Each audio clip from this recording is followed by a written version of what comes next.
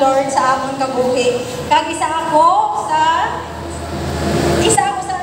kabuhi nga patotoo sa ano kaayo ang Diyos sa akong kabuhi kag sa kabuhi sa akong pamilya. Amen? Palapit ka mo, guys. Kag focus kita nila ng tanang danay, no? Para bata pa kag nag-serve kay Lord as a youth. Kag sa tunga tiyempo, ang permita ba lang inaambal nga God is good? All the time, you know? And all the time? God is good, amen. Pero that time, 25 years ago, 10 years old lang ako, daw hindi ko pa maintindihan ang words ngayon na kung aman God is good all the time, kaysa kabuhi namon, pero tigil kapigado.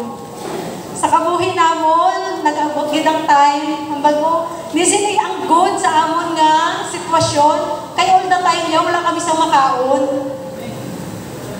May naka-experience pa si Nade sa mga Gen Z. May ara pa, na wala na, no? So, sometime namon, 10 years old ka, pamahaw mo, kamuti, panyaga mo, butong, panyapon mo, balinghoy. So sa isa ka 10 years old, sa tulok nyo, manami ang mamahaw sa mamusina. Everyday, mamahaw ka sa kamote. Manami. Doing digit, no? Kag that time,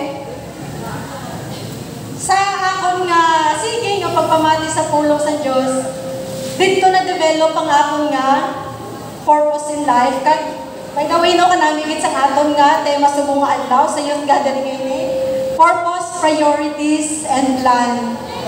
So that time, nauna ko nga, ano gid ba lang akong purpose sa akong kabuhi? Ang bako kabudlay gid sa akong nga kabuhi, daw, no, kung paminsan no lang, daw hindi ka nakasurvive sa adlaw-adlaw, pero grabe kaayo ang Diyos sa amon nga kabuhi.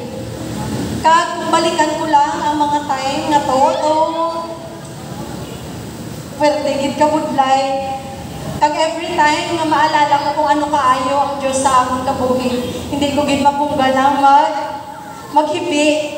Ginagana istoryahan kami ni Brother Junjun. Hambal niya, grabe kaayo gid ang Diyos sa kabuhi ninyo. Kaya hindi because dahil sa maayo kita or sa maayo nga ginabuhat ta, because tampad ang Diyos sa atong kabuhi. Amen? Kag, i-share ko lang sa inyo, no? 18 years ago, manag-graduate ako sa high school sa Carles, sa Decans. Kag ang mga classmates sa manag-graduate na kami permis talaga istoryahan na nga din ka may eskwela. Ano yung course nga kuhaon. So ako gayi pusipos lang kay hambal ko, wala na gani kami makaon, may eskwela pa ko. Di ba? Pero ano sapat ko, kagang permi ko kahit pangamuyo kay Lord, nga Lord tali, i-bless mo man ako, makatapos ako sa pag-eskwela, para makabulig ako sa akong pamilya kaysa imong gawain. Kag, wala din magdugay guys. Kin answer kay ni Lord ang akong ng mga pangamuyo. Wala pa, hambal ko sa mga classmate ko. Dinala ko guro may eskwela sa anuan. Isang dira lang sa Balasan, or dira sa istansya. Manila ano nga course. Hambal ko, bisan ano lang, basta related sa akong hobby. Kay dati, mahilig din ako mag-drawing. Sambal ko, bisan drafting lang ang akong nga kuhaon. Pero hindi na ang plano sa Diyos sa akong kabuhi. Wala pa kami ka-graduate. Naghambal na ang amo ni Mama sa ako, nagtawag na sa akon, nga willing sila nga pa-eskwelahon ako. Kag hindi lang drafting.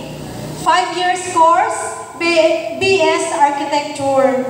So grabe ka, ayo ang Diyos sa among kabuhi. Amen? Basta padayon kita nag-aalagad sa iya. Kag man lang guys, ang time na to, hambal ko sa akong dako sa tuition fee.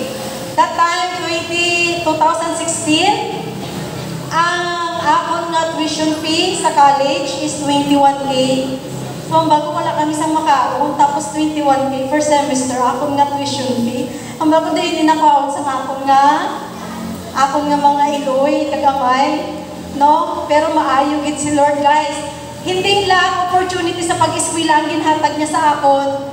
That time, naglibot kami sa mga university, kag may isa ka university nag-offer sa akon para hatagan ako ka Regent Scholar. So, Regent Scholar, guys, grabe gid ang favor ni Lord. Pag isa ka Regent Scholar, wala kang kinahanglan nga i-maintain nga grades. Basta eskwela ka lang. So, every time na semester, mapapirma lang ko sa akon nga, anong tawag na? Basta ang sa school na bala, kung pilain mo balayran, pilain mo miscellaneous, grabe gid ang grasya ni Lord. Ginhatag niya gid ang tanan, kag prepare niya gid ang tanan para sa akon. Sa priorities, guys, mga utod ko kay Kristo, pagkadto ko sa Manila, ang ko, Lord, hindi pa ako prepared. Kaya syempre, gaserve ako as you. Ang ko nga akong pagsalig, hindi pa hinog. Kumbaga, ang ko, hindi ko lang pagkatagan sa mga trials na hindi ko kaya nun. Kaya ang ko, hindi pa kuya ilong kay Papa, nga grabe na ang faith, no? Kapag alagan kay Yahweh El Shaddai. Pero, that time, hambal ko sa iya, hambal ko, Lord, huli ang mga makagraduate. Kag nag-set ako sa priorities, ang priorities gali guys, hambal ni Brother Anton Kagina. Ano gani yung first priority ta? Ano first priority? Seek first the kingdom of God.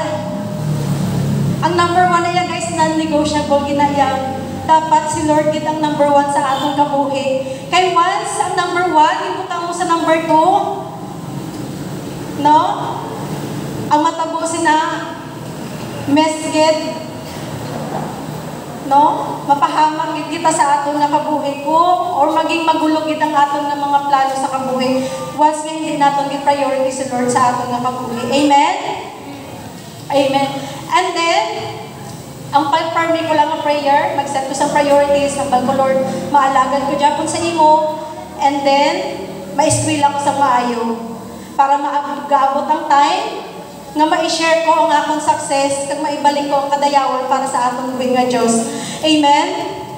Kag, importante na sa aton ng mga kabataan subong, ang may-ara kita purpose life, may-ara kita priorities, lalo na sa mga college student. Sino natin mga college student?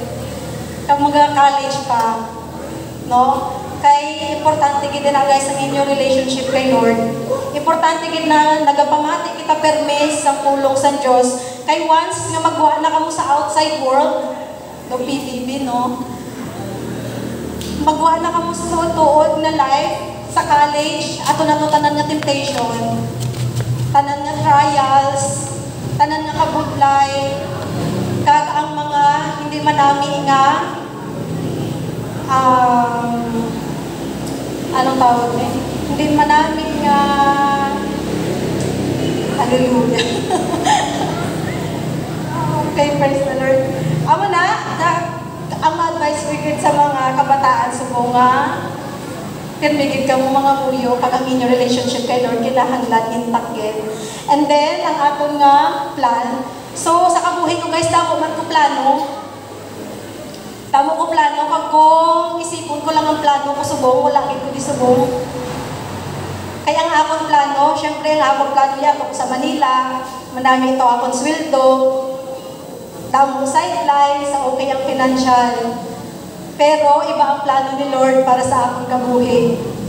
Last time na nag-pray ko kay Lord, hambang ko, Lord, hambang ko gani, Lord, hindi ko magpuling sa Iloilo, kay paano man ko to?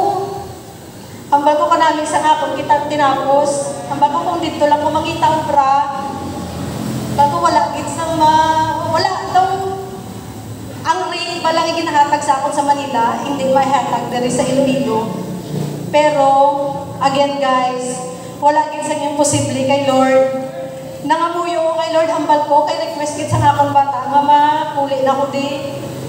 Kung pagpulo, paano man ko to sa Carles man, to, hindi gid kuya para dito.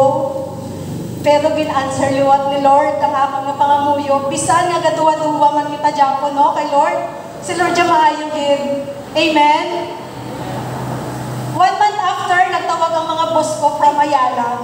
Hambal niya, Regina, di ba taga Iloilo ka? Hambal ko, yes sir.